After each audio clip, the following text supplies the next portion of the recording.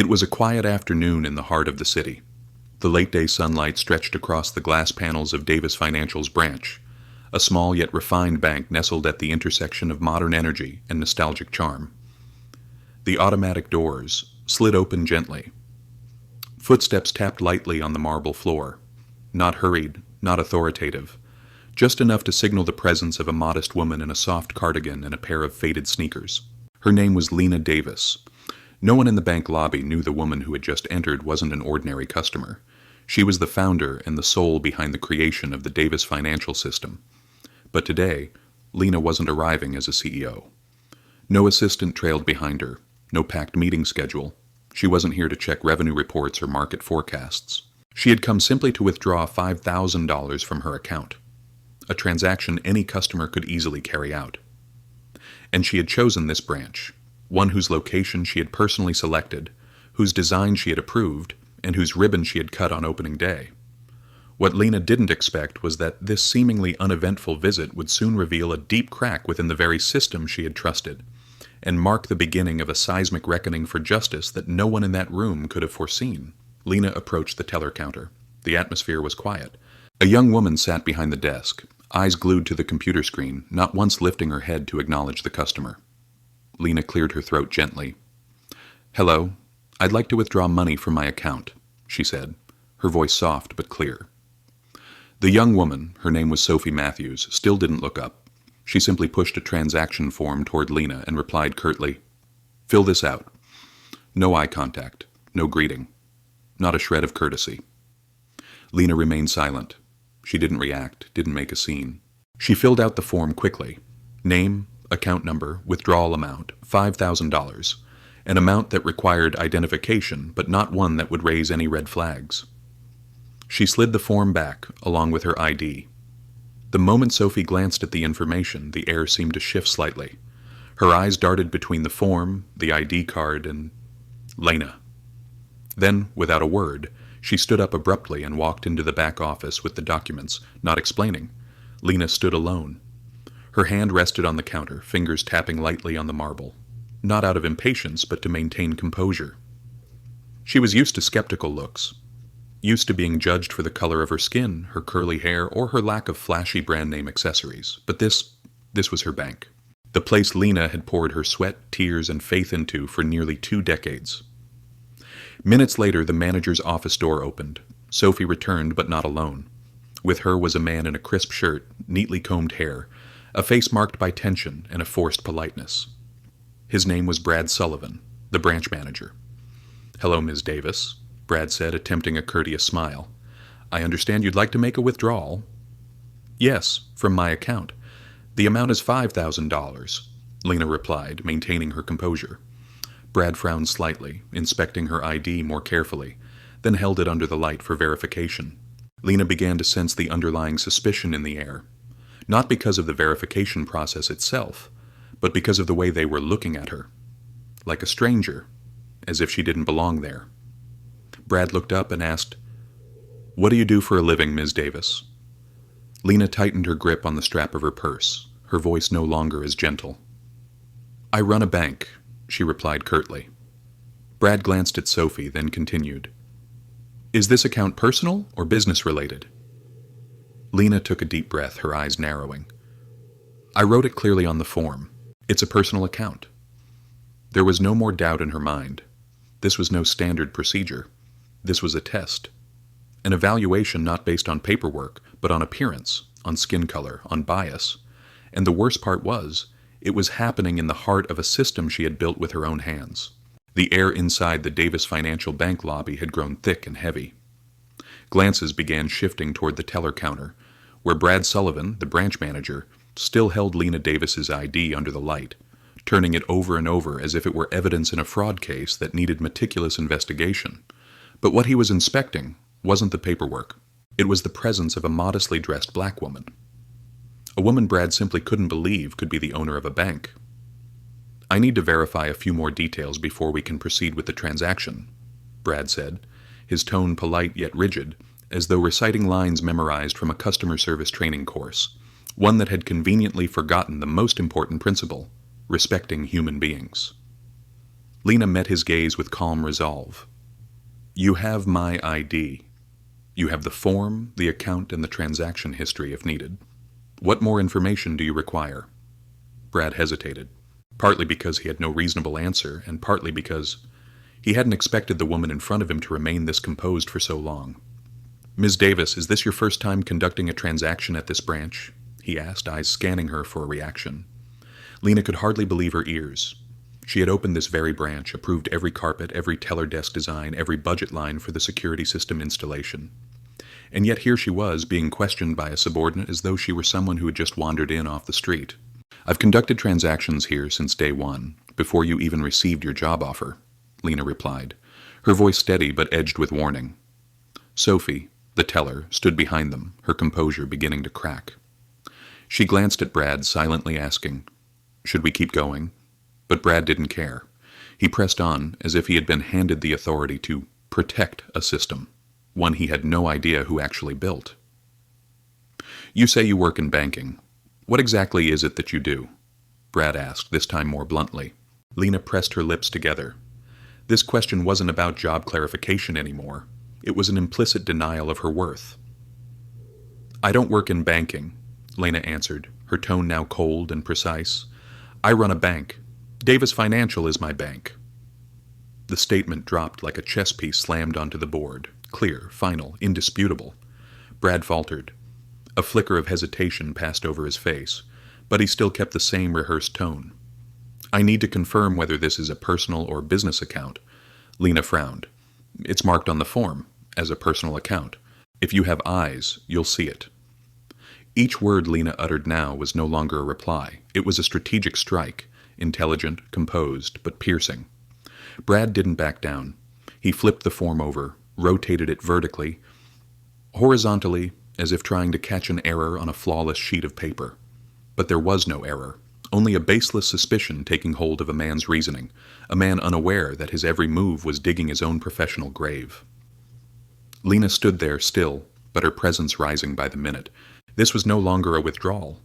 This was a silent trial of her existence in a space she had once built with her youth, through every contract, every loan negotiation, every late-night strategy call.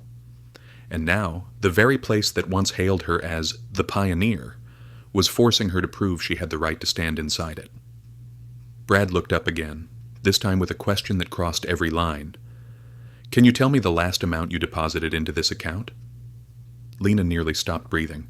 A brief moment, sharp as a blade, sliced through her heart. You're testing me over $5,000, aren't you? She asked, slow and cutting. While I'm the one who signed off on the entire operational budget of this branch. No one answered. No customers dared whisper. No staff member moved. The room stood frozen. But you have full access to all my data. So why are you asking me for something you could verify with a single click? Brad looked momentarily flustered, but he didn't stop. We need to verify the information to ensure security, he repeated mechanically, like a parroted line from a handbook. But this time the words carried no weight. Lena narrowed her eyes. Security for whom, Brad? For the bank? Or to suppress customers you deem not typical? Her voice wasn't loud, but it struck like a slap across the suffocating quiet of the room. Brad shifted uneasily, his eyes darting around the lobby, where customers had started to take notice, no longer avoiding, pretending not to hear. Some looked confused, others startled, but all of them understood. They were witnessing something unusual. Lena reached into her purse and pulled out her phone. No warning, no sound. She turned on the camera, pointed it directly at Brad, and began to speak. Not hurriedly, not angrily. Just the truth. A truth so clear no one could deny it. My name is Lena Davis. I am the founder and CEO of Davis Financial, this bank. I built it with my own two hands, back when it was just an idea on a blank sheet of paper. Brad stood frozen. His eyes flickered. Today, I came here as a customer to withdraw a small amount from my account. I brought all the proper documentation.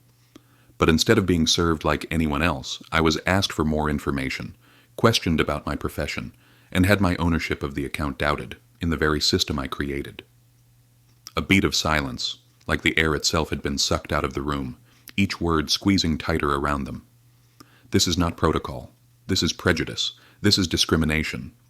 And now I will make sure everyone sees. It's time the entire system knows what's happening inside my branches." Brad opened his mouth as if to say something, but no words came. The confidence he once wore now cracked like old paint. Behind him, Sophie, the young teller, lowered her head, face flushed, fingers gripping the counter as if to stop herself from trembling. Lena turned the camera toward Sophie. "You saw my name. You saw the account. And you still chose to ignore me. Why?" Sophie murmured, barely audible. I was just following procedure." Lena didn't scold her, but her gaze alone kept Sophie from lifting her eyes. "Procedure?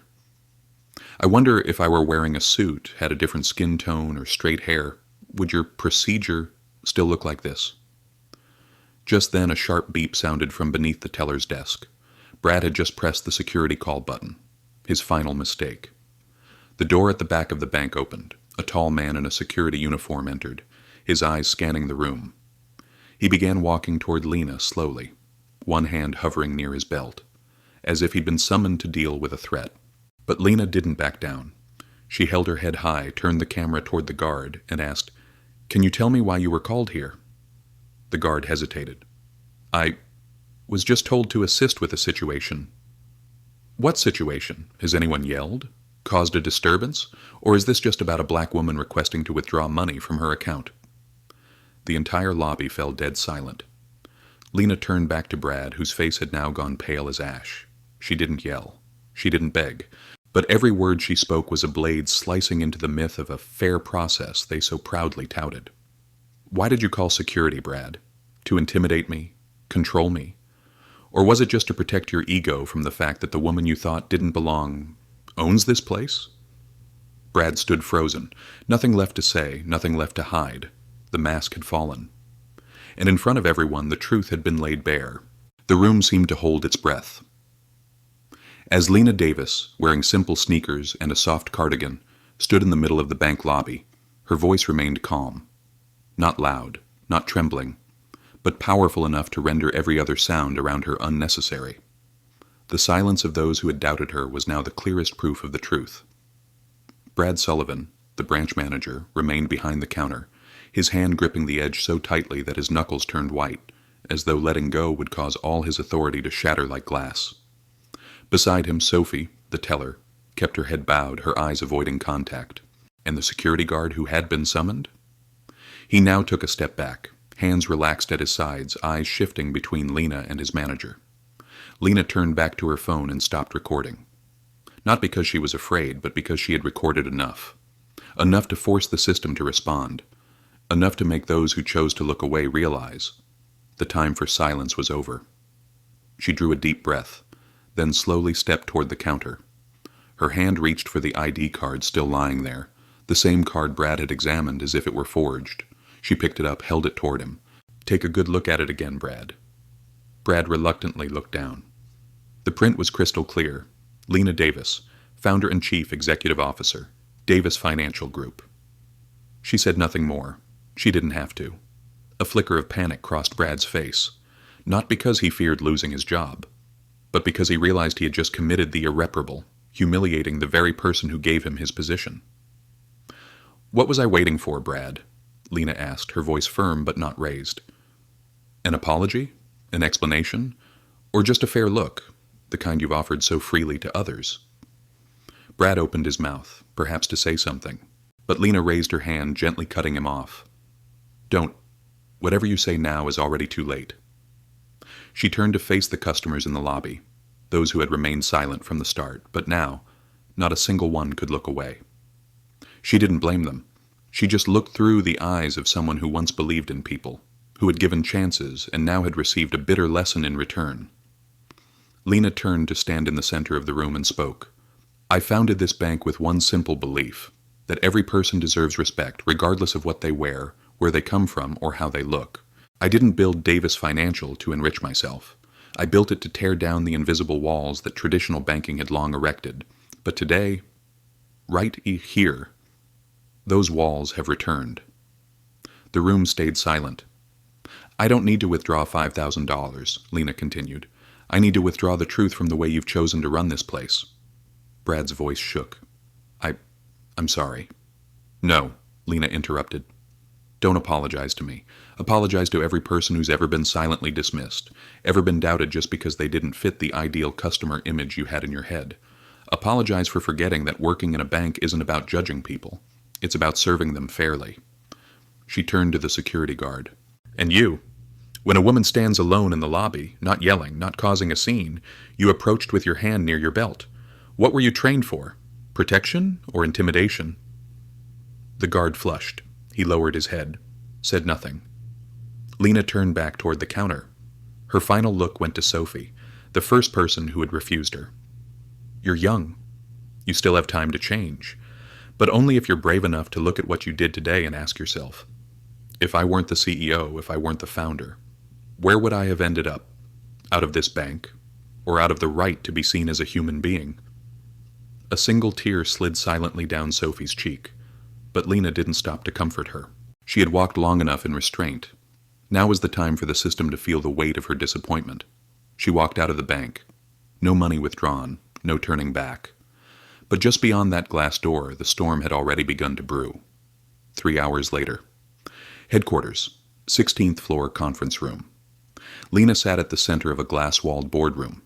12 regional directors appeared on the screen in a live video meeting. Each of them had watched the clip Lena had sent earlier, the footage capturing every second she had been questioned, doubted, and discriminated against, within the very empire she had built.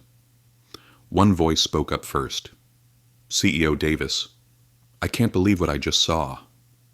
Lena didn't need to reply. Her face was the answer, neither can I.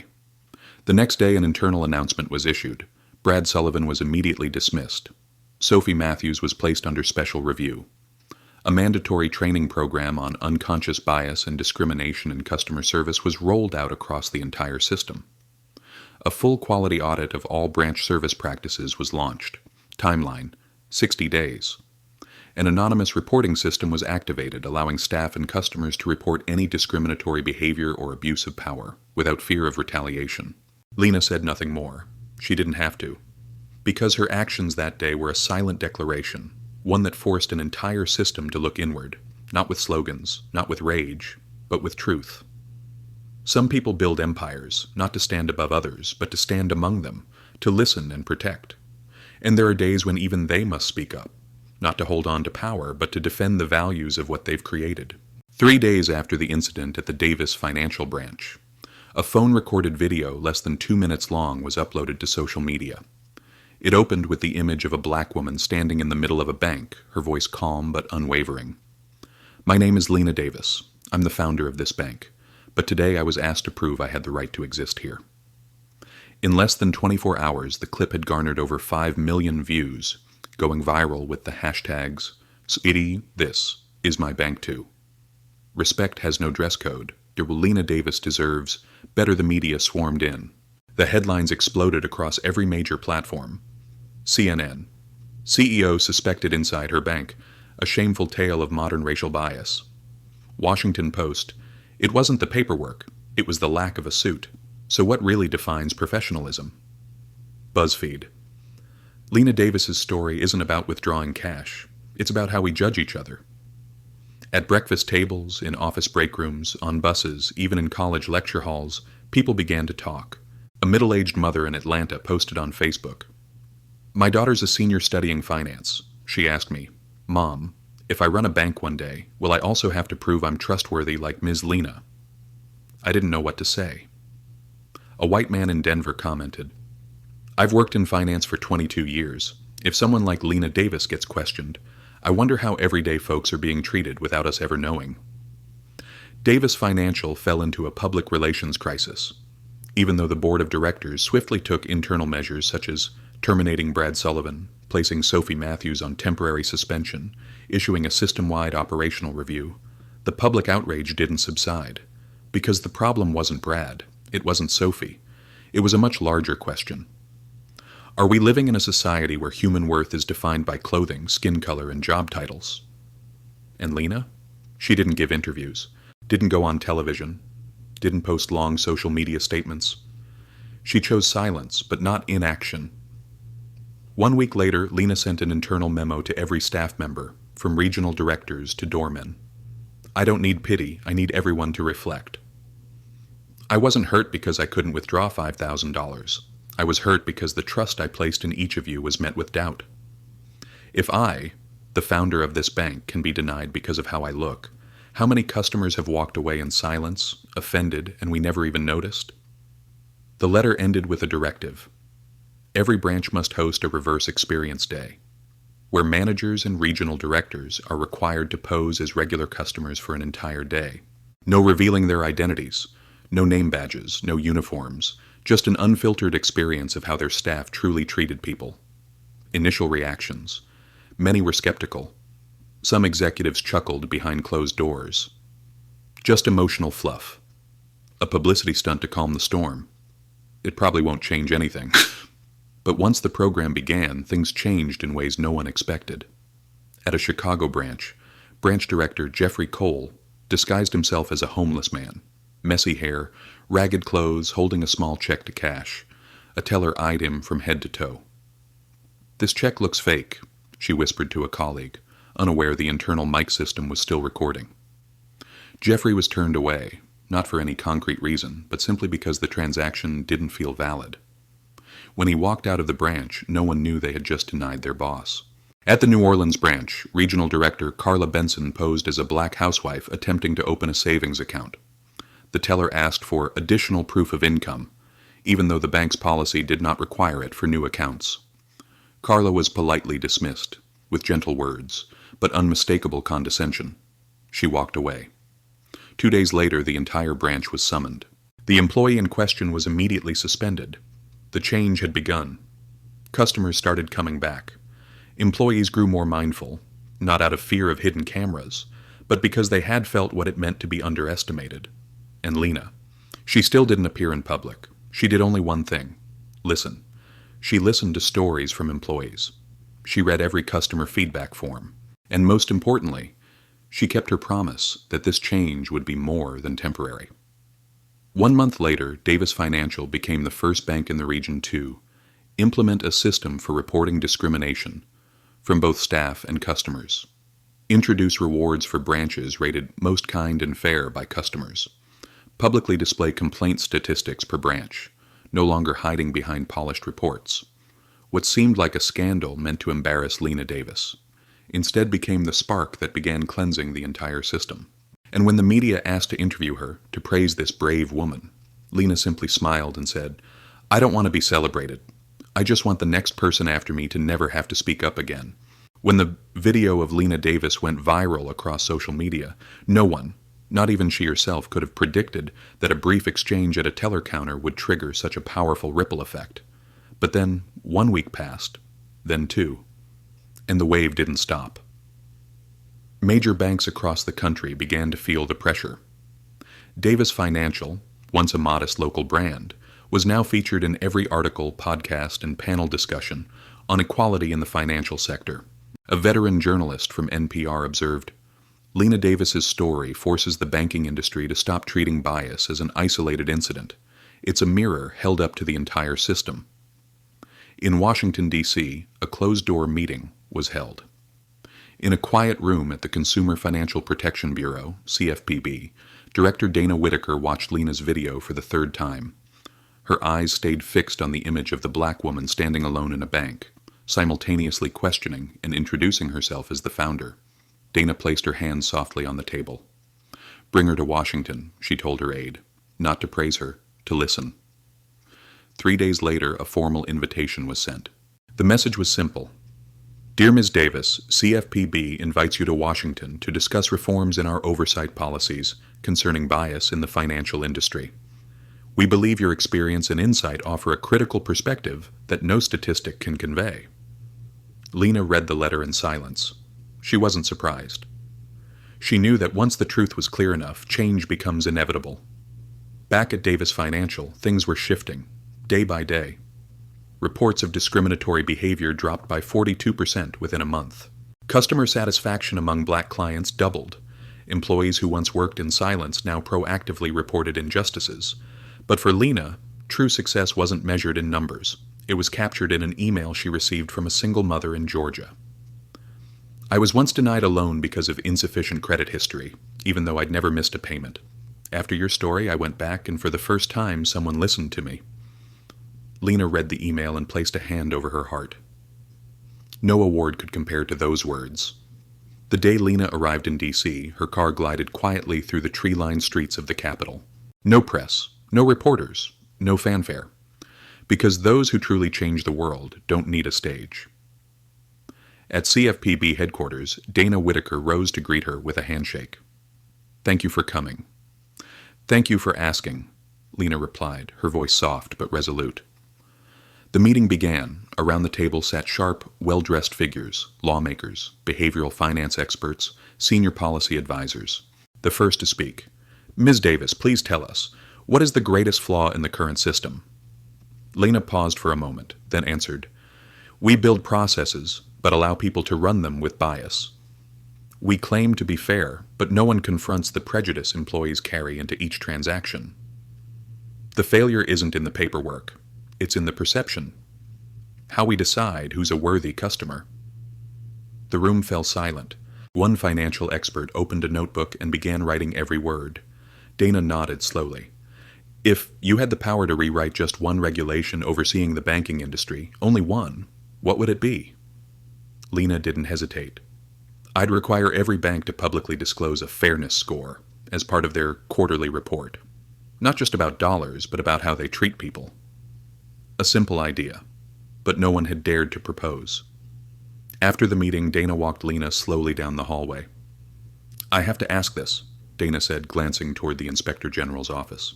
"If Congress created a special advisory role for nationwide financial reform, would you consider accepting it?"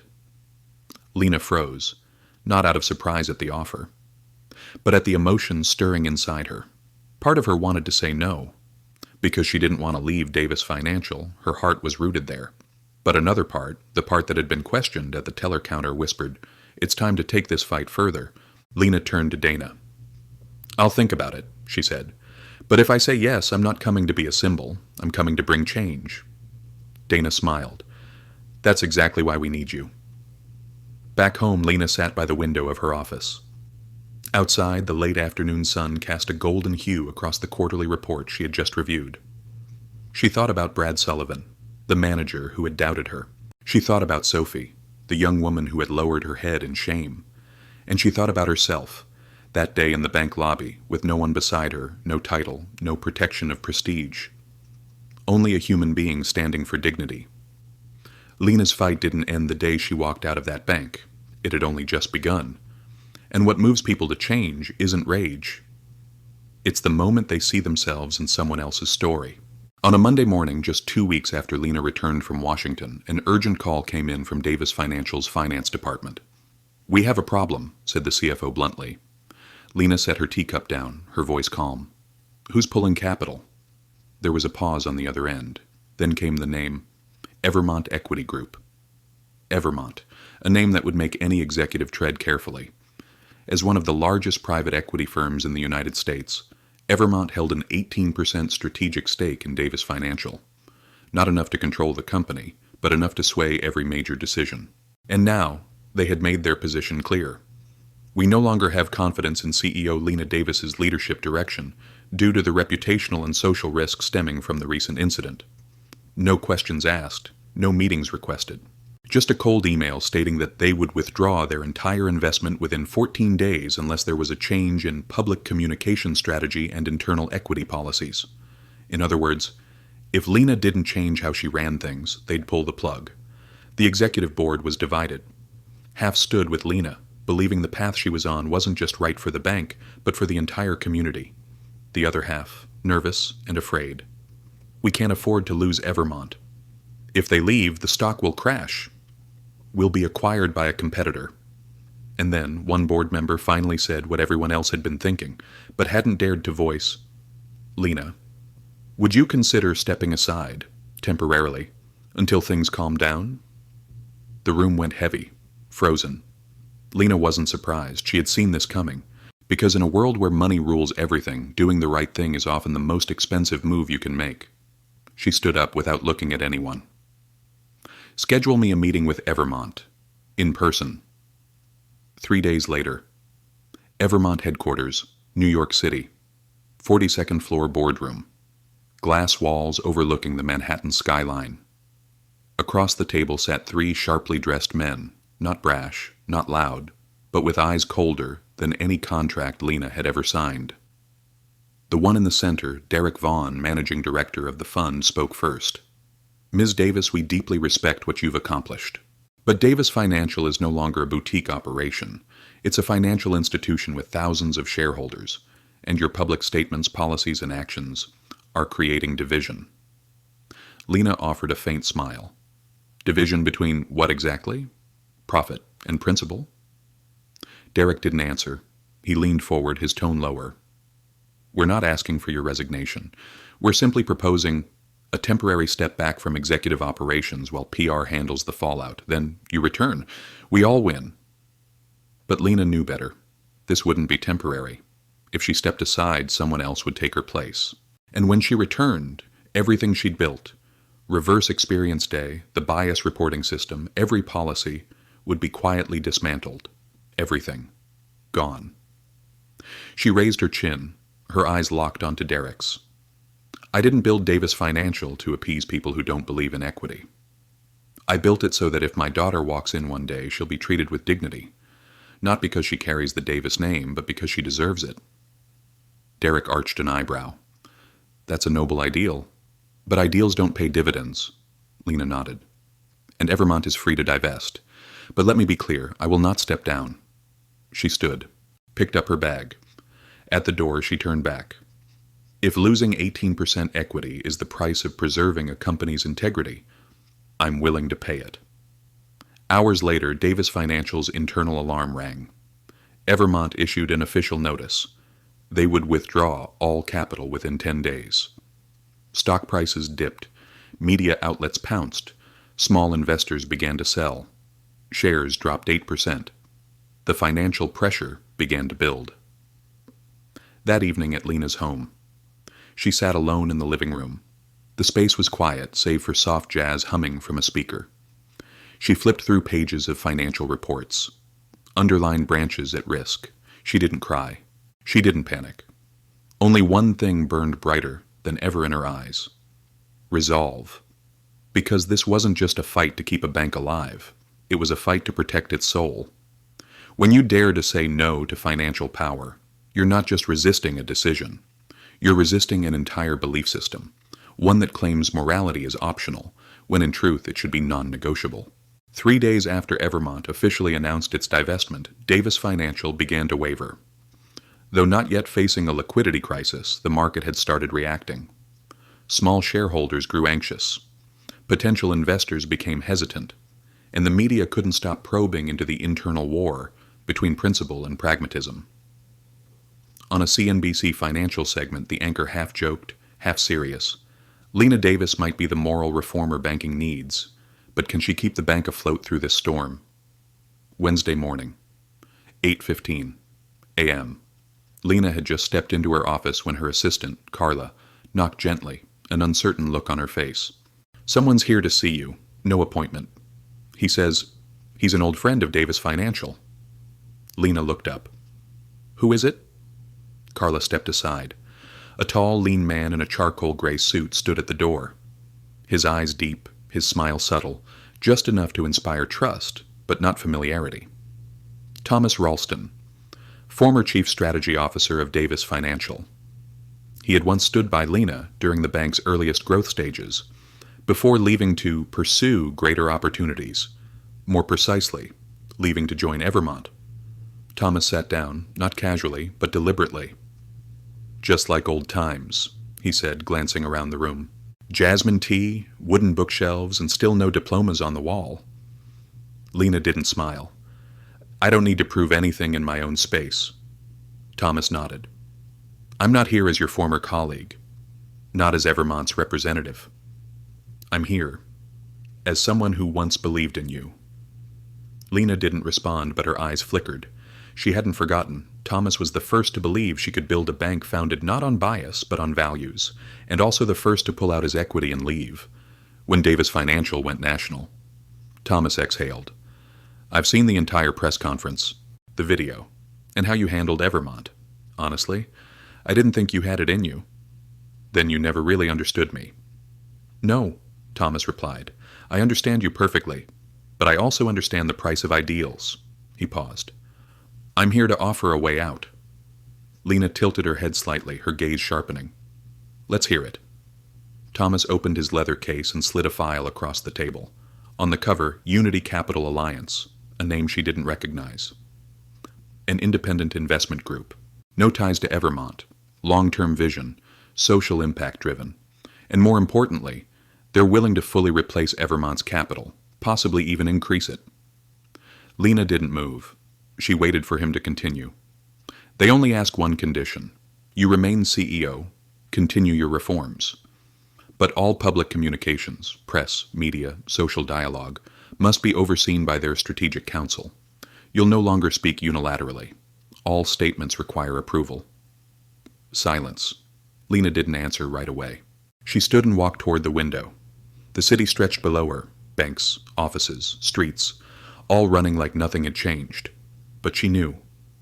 Behind that peaceful image, millions of people face discrimination daily, whether intentional or unconscious. And if her voice was silenced, who would speak for them? Thomas, she said, still facing away. Do you believe in what I'm doing?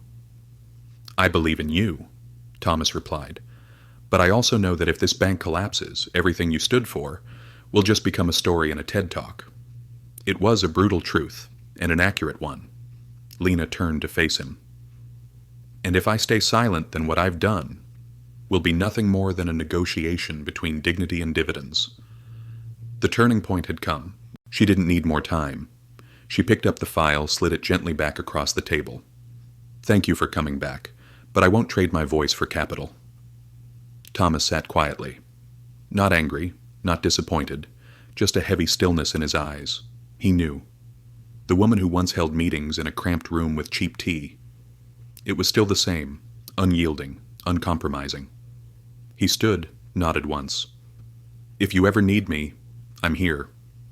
The door closed behind him. 1 hour later, executive boardroom. Lena entered holding the Unity Capital file in her hands. All eyes were on her, anxious, expectant. She placed the file in the center of the table. I'm rejecting this offer, and I'm rejecting any proposal that seeks to control my voice under any form. A financial director jumped up. Lena, we're at risk of missing next quarter's liquidity target. I know, she said, but I didn't build this bank to keep it alive at any cost. I built it so it would live for the right reason. She looked around the room. If you stay, thank you. If you leave, I understand. No one moved. No one left. Because even without saying it, they all knew. They had just witnessed something rare in the world of finance, a person placing belief above money. Leadership isn't just steering the ship through storms. It's having the courage to say no to a golden compass, when it leads you, of course, from what's morally right. The night Lena turned down the investment offer from Unity Capital Alliance, she returned home later than usual. The New York sky was pouring rain. Her 27th floor apartment was quiet, filled only with the sound of wind whispering against the glass windows. Lena sat in front of her computer, opening her email to check the messages that had piled up after another turbulent day. And then she noticed something strange. Her inbox was flooded with subject lines that echoed the same message. I switched my account to Davis Financial because of you. Thank you, Lena. I chose the bank that chooses kindness. We support you, with action. She clicked open the messages. Each email carried a story. A single father from Michigan wrote, I was denied a car loan because I didn't have a previous debt history, but I've never missed a payment. When I heard your story, I realized I wasn't alone. Today, I moved all my savings to Davis Financial. A teacher in San Diego said, I don't have much money, but I want my daughter to grow up knowing we can choose where to place our trust. An Asian American student shared, I just received a scholarship, and I didn't choose the biggest bank. I chose the one that respects people. The next morning, Davis Financial headquarters. Carla, Lena's assistant, rushed into the office, her face a mix of shock and excitement. Lena, you need to see this. On the large screen was a viral post on X, formerly Twitter. Bank with Davis. Over 40,000 new accounts opened in 24 hours. Beneath the post were photos of users from all walks of life: homemakers in Texas, students in Boston, even white entrepreneurs in Seattle. All shared why they had left their old banks and joined Davis Financial. No one had been asked. No one was paid. It was a movement, born from the heart. Lena was stunned. She didn't cry, but her eyes lit up, not from triumph, but because she saw something she had long feared was gone: hope. She stood up and walked out. "I want to meet with the entire customer service team. Now." Customer operations, 5th floor. 40 staff members filled the room. They had all heard the news. They knew what was coming. "Starting today," Lena said, "we're no longer just a bank. We're the choice of people who want to believe that finance can be fair. It won't be easy. The system will be overloaded. Mistakes will happen. But I don't need you to be perfect. I need you to care." Applause erupted, not staged, not prompted. It came from people who suddenly realized they were now part of something bigger than themselves. Within 72 hours, Davis Financial opened over 120,000 new accounts. The banking infrastructure required emergency upgrades. Customer support lines went 24/7. Branches were overwhelmed by walk-ins. The media dubbed it America's first conscience-driven financial migration.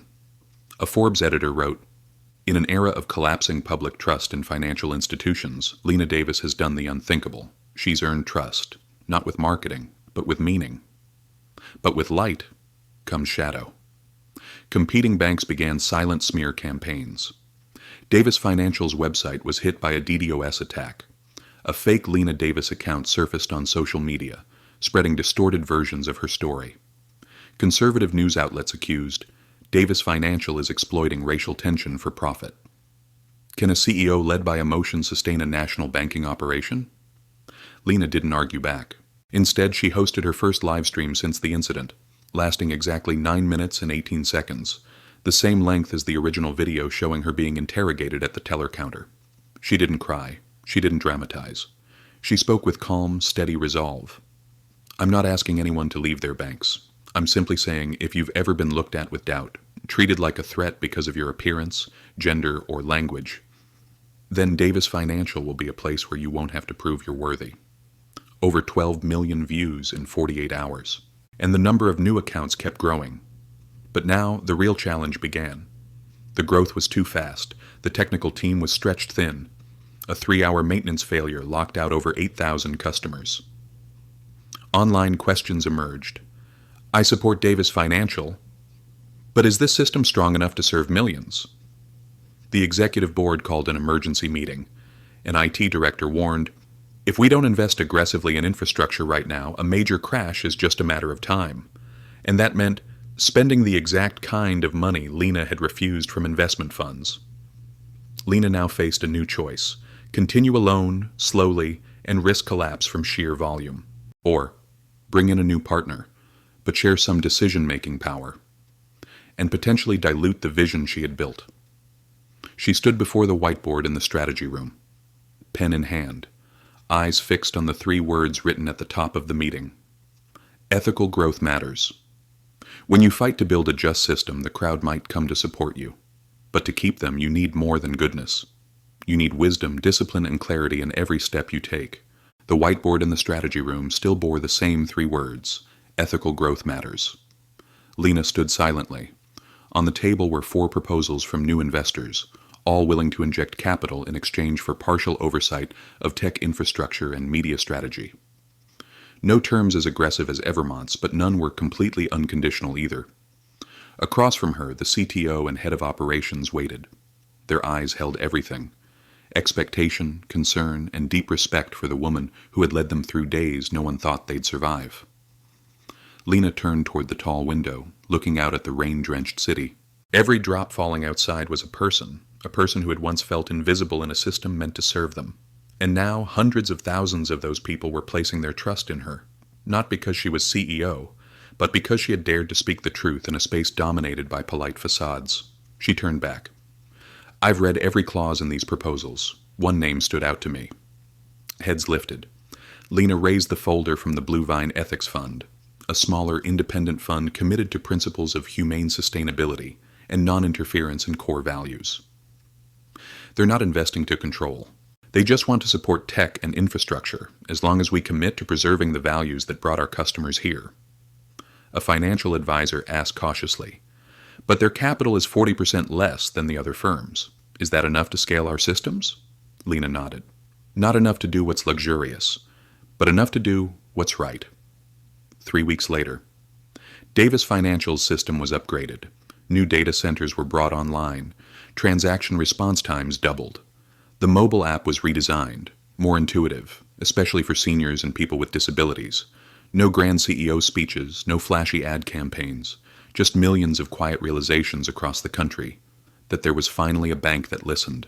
By year's end, Davis Financial became the only bank to make Time's list of 100 most trusted companies in America, not for revenue, but for having the highest satisfaction rating among minority clients in the industry. New account openings surpassed 1 million. Customer retention exceeded 96%.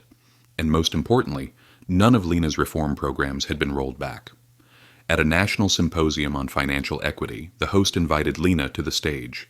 She stood before over 3,000 attendees, behind her a projection of a Davis Financial branch in what had once been labeled a non-viable neighborhood. Lena brought no slides, gave no lengthy speech. She simply shared a quiet truth.